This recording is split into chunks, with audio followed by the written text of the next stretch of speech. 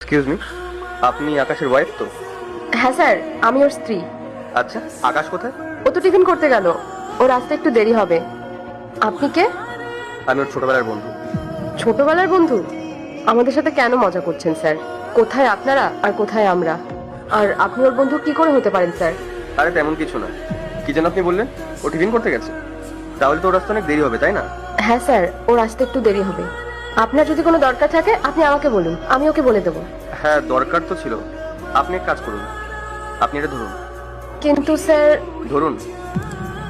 পূজা,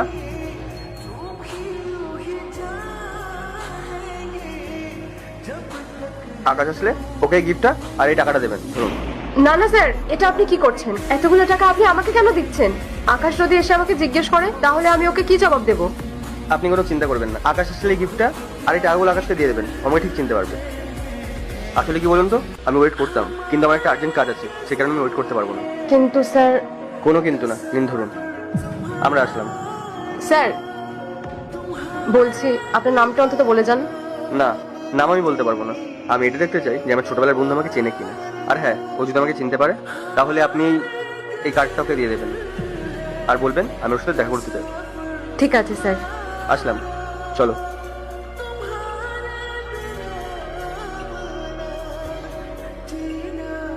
মেঘা, এই গিফট তোমাকে কে দিয়েছে? ওই একজন স্যার এসেছিলেন, উনি এই গিফটটা দিয়ে গেলেন। কি বললে তুমি? তুমি একটা বাইরের লোকের কাছ থেকে গিফট নিয়েছো, তোমার লজ্জা করে না? আর আমি কিছুক্ষণের জন্য টিফিন খেতে গেছি, তার মধ্যে তুমি এসব কাণ্ড ঘটিয়ে ফেলেছো। তুমি সত্যি করে বলো তো, তোমার অন্য কারোর সাথে সম্পর্ক চলছে, তাই না? না না আকাশ, তুমি ভুল বুঝছো, অমন কিছু না। আসলে একজন ম্যাডাম আর একজন স্যার এসেছিলেন, ওনারা এই গিফটটা দিয়ে গেছেন। ও, সাথে এই টাকাগুলোও দিয়ে গেছেন। এতগুলো টাকা? একটা বাইরের লোক এসে এতগুলো টাকা দিয়ে গেল আর তুমি সেটা যাচাই না করে নিয়ে নিলে? আমি ওনাদের অনেকবার বারণ করেছিলাম যে এই টাকাগুলো আমি নিতে পারবো না, তুমি দেখলে খুব রাগারাগি করবে। তুমি বিশ্বাস করো, উনি আমাকে জোর করে টাকাগুলো দিয়ে গেলেন। আর উনি বলছিলেন যে উনি তোমার ছোটবেলার বন্ধু হন। ছোটবেলার?